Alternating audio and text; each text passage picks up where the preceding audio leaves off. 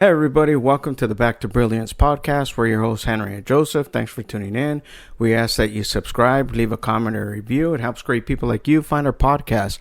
And with that, we're going to jump into today's topic. We're talking about why your survival brain is sabotaging your success. In this episode, we explore why your brain is hardwired for survival and not happiness. We're going to learn how to identify your HALT triggers. And the acronym for HALT is hungry, angry, lonely, tired, and make the decision to prioritize a beautiful state every single day.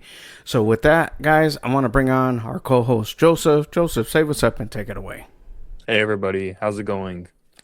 So today I wanted to talk about, just pretty much how to reframe what you're going through to make it a little bit, more pleasant. Or, I've noticed even recently, I had a family member pass, and there was a lot of everyone was saying like, oh, we're kind of just like in survival mode, trying to get everything together and all of the funeral arrangements planned. And I was like, I wish there was like a way to like, I mean, it's not really my place to tell them, but like, to reframe this to not be so like, obviously it's bad news, but there is a way to kind of like improve how the outlook of it, because just to make it a little bit sweeter, right? Just to make the pain a little bit sweeter. But you know or even in a more practical sense, if you have like a deadline ahead of you, right? You've been working all week and you have a deadline to push through. How can you reframe that? And so that's kind of what I wanted to talk about this episode. All right, yeah. Reframing it, guys, it always comes down to like our perspective of the way things, take place in our life, So sometimes our framing of mind can be, why is this happening to me? And the changing and reframing is, why is this happening for me? And to see what you learn from it. So in every circumstance and situation, you're going to always deal with these things, but you're going to always deal with certain things, but it's our perspective on how we see things. And sometimes I think because our brain is already wired for that, like attack kind of type thing, where we don't actually, look at the grand picture of things, you know what I mean, so to speak. So a lot of times I think we just get so caught up in the survival mode that we tend not to appreciate, the value of the time. And whether it's a relationship, like Joe said, losing a loved one, this is the time where you talk about memories, and the good times you guys had together and things like that, or a situation that happens in business. We were just talking to this prior to recording this, having to walk away, you know what I'm saying? So I'll give a little example. I had a job. It was a substantial amount, but everything that went into it, it just didn't feel right. You know what I mean? So I could have took the job just for the money and been like, all right, cool, because I got bills to pay. I got to take care of these things. But on the other end, what's behind all that? The extra stress, all the things. So we're just talking about that. And way for me to reframe my mind is I had to tell myself like, dang, that's a lot of money, but you can't miss what you don't have, right? So it's like, all right, cool. It's not the only reason why I'm in business for this one person. So sometimes you have to just reframe it and look at the big picture and be like, okay, what do I get from this, Exactly. And I kind of just want to point out like, how our mind is wired for survival. And like, like you just said, right? Your survival brain was like, ooh, I need that. Or like, oh, like, I'm missing out on a good chunk of money. But you reframed it. And so that's kind of like the survival instinct of like, if you have, let's just say you have a big achievement or whatever, and then you feel empty afterwards, right? Because that's all because your brain is not wired to necessarily like give you praise for your achievements. Or pretty much whenever you are in survival mode, you're not focusing on like what the good aspects of your life. You're not looking at like all of the blessings that you have. You're looking at what you don't have or what you need to be fulfilled to feel happy or whatever. But it's understanding that your brain is fundamentally wired for survival and not happiness. So it's constantly scanning for threats, which naturally would pull you away from your like fulfillments or all the things that you've achieved. Because again, it's like, okay, well, what's next? What's gonna hurt me now, or what's gonna stress me out now? Right. And just to touch on that survival wiring, a lot of times, here's another example. Like, you think that when you get to the certain place or when you accomplish this certain milestone that you're going to feel a certain way. And that's not necessarily true. A lot of people, when I got my first million, I'm going to do this and I'm going to be that. And then I'll do the things I was going to do, and a lot of times it's like, nah, I need to make 10. I need to make 100 or whatever your number is, and we never really, accomplish a lot of the things that we set out, because then we just get caught up in that survival. So, the thing we need to do, we need to do like a baseline check in our lives, recognize like how our physical state, can dictate our emotional resilience. And what do we mean by that is like, again, the things that I would do when this happens or when that happens, but what are you doing about it right now? You know what I'm saying? So like, you're just, they always say delay gratification, so that way you can hustle and get these things, but I think a lot of times too, not only do we delay those gratifications, but we also delay the happy times too. We delay and push those things aside. We push our health aside. You know what I mean? So a lot of times we push these things aside. We'll push all these, even if you have your family, like a lot of times you push everything aside. So you need to check these things, you know what I mean? Do just a baseline check. Like, hey, am I not progressing because I'm just chasing one thing? Whatever you do, it's okay to accelerate in some things, but like a good piece of information advice that I've gotten is like, you can do everything, but do it, all in moderation. Don't go full force one way, because what ends up happening basically, when you don't, take that time to do that baseline check, you know what I mean? It can kind of push you into places you never thought you were going to be. Exactly, yeah. And really trying to push yourself to be in a place where you shouldn't be.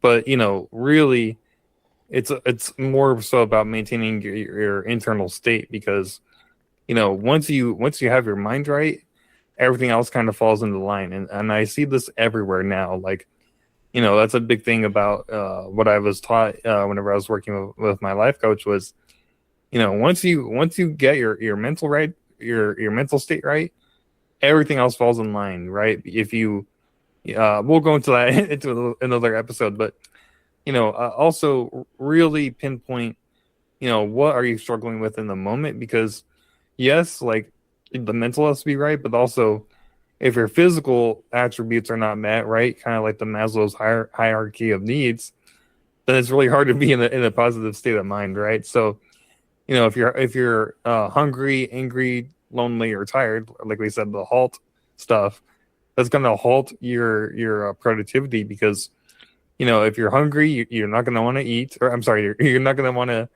get work done because you're like, I don't feel like it. I'm hungry. If you're angry, it's going to be hard for you to focus because you're angry, right? You want to take it out on someone.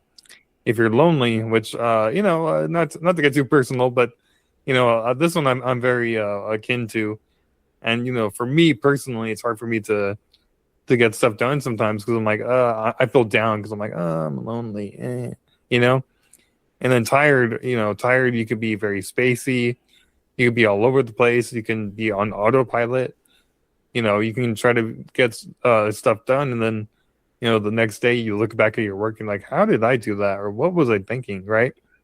So if you constantly check these four things to be like, okay, well, am I tired right now? Am I angry right now? I mean, I think you would know that one, but am I hungry right now? These four things will really help you serve yourself to be in a better mental state. Absolutely. And so take that inventory, see where you're at, and you can pivot. That's the whole thing that we're trying to do, is just help you to reframe the way, you're thinking. Because a lot of times we get into that, that survival mode, and we don't take the time, so we have to, in our lives, make that ultimate decision, right? Like for the win, we have to draw that line, realize that, fulfillment, it's not an accident. It's actually an art you must practice, right? But it comes in different layers. It isn't, if you're the best sales guy and you're there the first guy in the morning and the last guy to leave, well, that's great. But on the other end, you spent no time with your family. You spent nothing. So at the end, when you have all this money and, your kids are already grown and everything, they're living their own lives. And then they don't, now you have the time.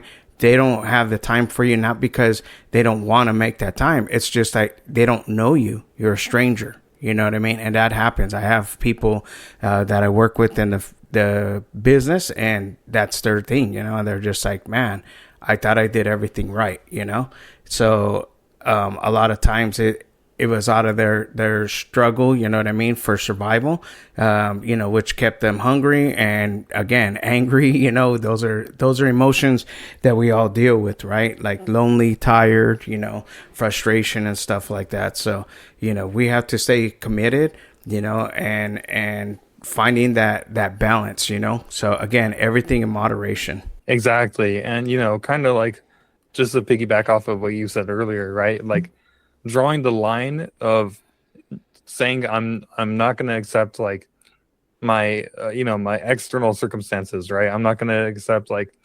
not to be like, oh well, if you're hungry, eat right away, but like if you have needs that you need to be met, meet those needs, because again, maybe you can't take a nap right then and there, but you can try to fix it proactively by going to bed earlier or waking up at a better time, right? It's kind of more like a sleep cycle thing, but just be like, hey, like I'm gonna make an intentional effort to work on my mental state, which also again leads to the physical stuff, because again, if you follow the HALT acronym, you'll be like, hey, I'm gonna make sure that I'm not going to be hungry before this meeting, or I'm not going to be tired in the morning, or, I'm going to work on my anger. That way I'm not angry and snap at people around me. Absolutely. And you know what? It's so easy, guys. You know what I mean? And it just happens because of frustration. You know what I mean? So ways that I found to eliminate frustration, confusion, if you're not thinking clearly, I'm telling you, just going for a little walk, even a little 15-minute walk, and it works wonders. So it sounds so simple, you know what I mean, but simple works. So find yourself, the way, to release that stress. So we're going to move into our next point. We're talking about the 3 illusions that the 90-second reset, basically. So the illusions of, like, lost, less, and never kind of leads us down like to the path, where sometimes we think like, I got this. So if you just take a little bit of time, like I said, to reset yourself, and on a daily, you start practicing these things on a daily, it's going to help you in the long run. You know what I mean? So, with that, the thing that I found, like I said, is in business is not everything goes according to plan. You know what I mean? Like, you think everything's going to go this way, it's going to go this way, and then things change, and that's where those frustrations set in, and the attitudes start to fly, the misunderstanding, the miscommunication. But when you look back at it in retrospect, after you get through the situation, then you can see, like, you know what? It wasn't even that. I was going through this and I didn't deal with that. You know what I mean? So take that time to at least, just try to analyze, like, where things are coming from. Because a lot of times I think we paint pictures in our own head of what we think things are, and it really isn't. Exactly. Like, right. Like you just mentioned, painting the picture, those, like you said, the 3 losses, or I'm sorry, the 3 illusions, the loss, never, or, you have less than, right? So let's just say, Apparently Tony Robbins talks about this a lot, where he says like a lot of your mental turmoil comes from yourself because of what you the mental picture that you're painting, right? Oh, well, I have less than this guy. I never had this growing up as a kid, or oh, I just lost a business deal, right? So these are all mental pictures that you're painting that are just painting a negative mental image, right? And to say, or to kind of piggyback off of that, you know everyone kind of has like their favorite flavor of suffering, right? I certainly see it in some of my friends. I'm like, yeah, you're constantly looking for that one thing that will trigger you, right? And so it's all about recognizing, okay, well, I really focus on what I never had, or I always focus on the losses I have, right? So once you start recognizing, oh, this is my habitual, trigger or whatever, you can really try to work around that, right? For me, it's less. I always paint a picture of I have less than, right? And so that's what I've really been trying to rework is, it's not about having less than, it's what do I have right now. Right. And with that, the favorite flavor of suffering, I think a lot of times too is we put ourselves in that limitation box, you know what I mean? And we kind of deal with that, because we feel like I don't deserve it, or I don't, whatever the case is, you know what I mean? So I think sometimes we self sabotage ourselves too. So like you can change that, you know what I mean? Like you can change the emotional feeling, and what happens is like I said, sometimes some people just, don't see that, they can't see it. And especially when you're in it, you can't see it, you know what I mean? So like I always look at things like the glass is half full. That's my mentality, is the glass is half full rather than half empty, so we can choose our favorite flavor of suffering, but don't abuse yourself with it. You know what I mean? Use the 90-second rule, to help you, when you're feeling a certain way, like just question, like, real quick, like, you can, when you feel that trigger pull you in, to that illusion, you can give yourself like a 90-second, way to feel it, like, and identify, and then just let it go. Like, okay, cool. You know what I mean? Why do I feel this way? And then, you'll start to get the answers like, oh, because of this, or because of that. And eventually before long, that's how you're going to be able to identify what's causing these emotions, what's causing, you to make these decisions like this, and then find a way to let it go. Like, okay, you know what? When I feel that way, I should do this.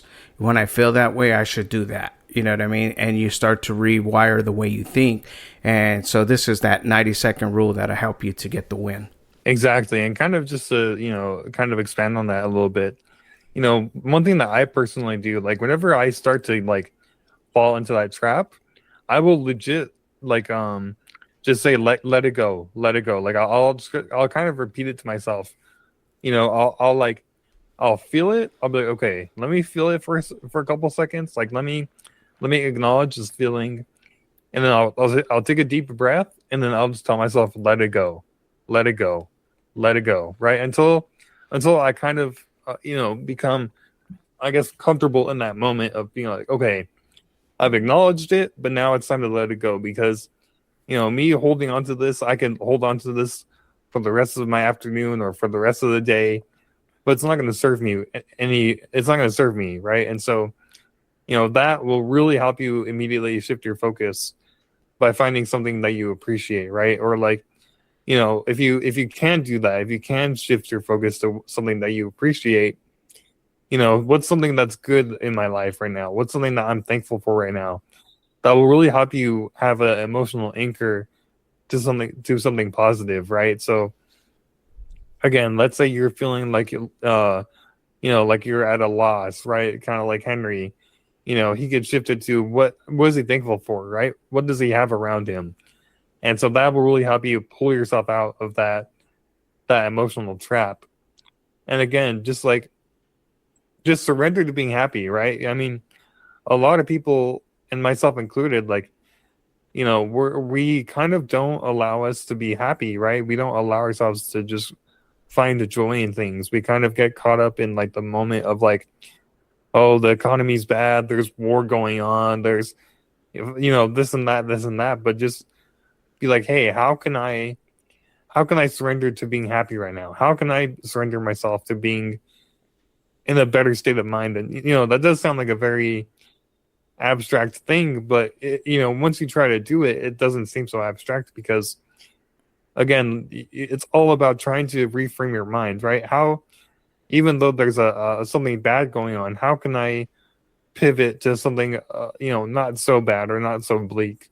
Absolutely. And I know somebody's listening like, oh, that just sounds happy go lucky, mentality, but it's not, guys. It's basically, shifting your focus, by something you appreciate, you know what I mean? And learning from the problem, problems, failure is always going to be there, guys, but it doesn't stop us. It's supposed to be a growth tool to help you, you know what I mean? It just means that there was some limitation. That's why it didn't come to fruition, you know what I mean? It didn't breed anything, because and for me, I'm speaking for myself, it just comes to saying like, I don't think that, I put it as much as I probably should have, or maybe I wasn't as prepared as I thought I was, you know what I mean? And I find that on a lot of things that I do, but you literally can't,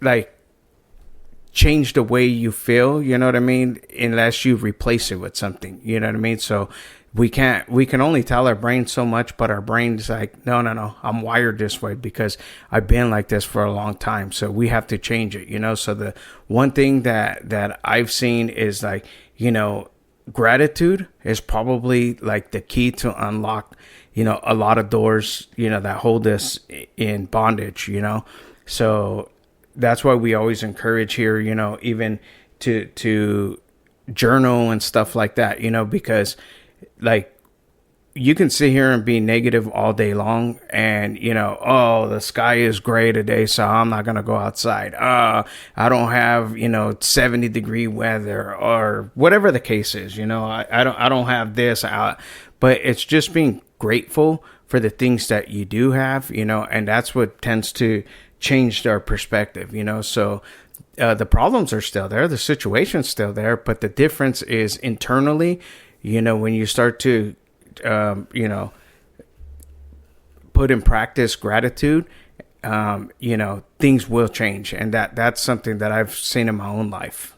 Yeah, exactly. Again, just it's all about change, right? Changing the moment that you start detecting and feeling these things, right? How can I pivot, right?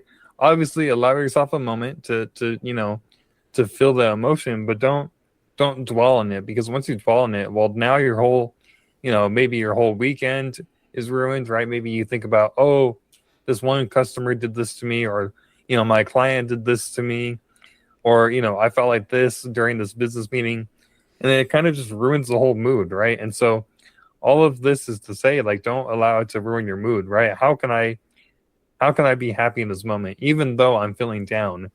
And it's not going to be like a instant snap of the finger a solution, but it's just a way to help pull yourself out.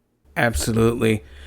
So yeah, guys, with that, that just that's the why your survival brain is sabotaging your success is the title. And we just broke down a whole bunch of good little tips and tricks, to rewire that's your survival, the HALT vulnerability check, doing a baseline check, just seeing where you're at, you know what I mean, and what are your triggers, and then making that ultimate decision that, like, in order for me to win, these things need to take place now, not down the road, not someday in the future, but now, and they're going to serve you, and make things a lot better for sure. You know what I mean? And it's just also taking that 90-second reset rule and just seeing like, okay, why am I feeling this way? What's causing this, and how can I change it? Identify it and then let it go, and then we talking just now about the gratitude, and finding, finding that way out of the situation, you know, and there's a solution to every problem, guys.